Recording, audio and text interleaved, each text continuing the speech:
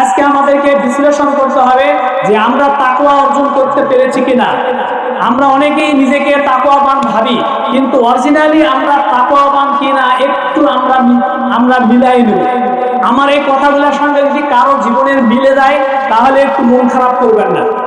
একজন মানুষ নামাজ, রোজা, হজ, যাকাত সবই করে, কপালে দাগ পড়ে গেছে, সে যদি তার মাকে ভাত না দেয়, মায়ের সঙ্গে যদি সম্পর্ক খারাপ করে, তাহলে আমরা তাকে মুত্তাকি বলবো?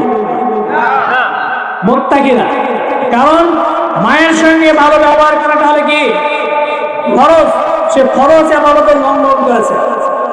একটা ছেলে তার মাকে বলছিল যে মা, আমি তো তোমার অনেক কাজ করি, বাজার ঘাট করি, বাবার জন্য দোকানে ভাত নিয়ে যাই, আমাকে প্রতি মাসে মাসে 500 টাকা দিতে হবে।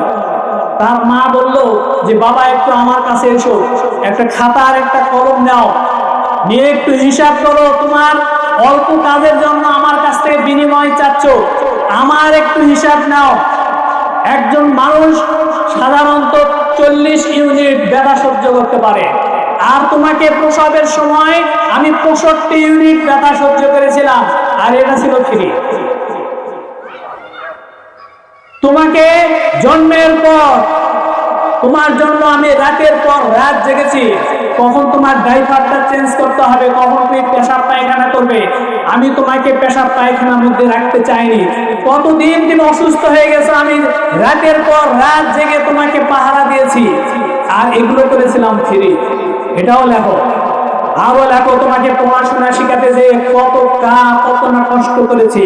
তোমার বাবা না খেয়ে মানুষের বাড়িতে কাজ করে টাকা উপার্জন করে তোমার স্কুলের বেতন দিয়েছিল, তোমার ফর্ম ফিল-আপের টাকা দিয়েছিল।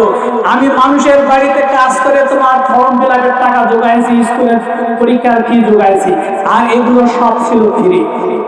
এমন কোন মায়ের, এমন কোন বাবার সঙ্গে যদি কেউ বেয়াদবি আচরণ করে, আমরা কি তাকে মুত্তাকি বলবো?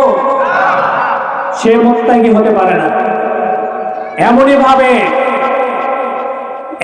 ভাবে কেউ যদি এই রমজান মাসে গীবত করে, পাপ কাজ করে, রোজা থাকে, নামাজ পড়ে না, আবার তারাবি পড়ে না, আমরা কি তাকে মুত্তাকি বলবো? আল্লাহ রাসূল বলেছেন, মান লাম ইয়াদা কাওলা যুর ওয়াল আমাল বিহি ফালাইসা লিল্লাহি হাজাতুন আন ইয়াদা তাআমাহু ওয়া শারাবাহু।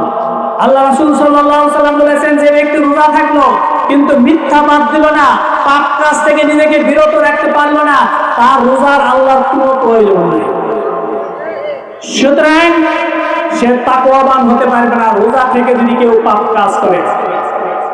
প্রিয় ভাইয়েরা, একজন মানুষ নামাজ, রোজা, হজ, যাকাত সবই করে, কপালে দাগ পড়ে গেছে, সারাক্ষণ কোরআন তেলাওয়াত করে, কোরআন ছাড়া কিছুই বোঝে না, কিন্তু ইসলামী আন্দোলন করা যে ফরজ, এই ফরজ থেকে নিজেকে দূরে রেখেছে, সে কি মুত্তাকি হবে? কখনোই মুত্তাকি হবে না, কারণ ইসলামী আন্দোলন করা ফরজ। ইসলামী আন্দোলন মানে আমরা যে ভূখণ্ডে বসবাস করছি, সে ভূখণ্ডে ইসলামকে বিজয়ী করার জন্য আমাদেরকে সর্বাত্মক চেষ্টা করা হলো একটি ফরজ। এই ফরজ কাজ থেকে যারা বিরত থাকবে এরা হলো মুনাফিক, আর এই ফরজ কাজের যারা বিরোধিতা করবে তারা হলো কাফের। সে মুসলমান হোক আর যেই হোক না কেন। আল্লাহ রাসূল বলেছেন, মান দাআ বিদাল জাহিলিয়াত যুসাইবিল জাহান্নাম ওয়া ইন সামা ওয়া সাল্লা ওয়া জামা আন্নাহু মুসলিম।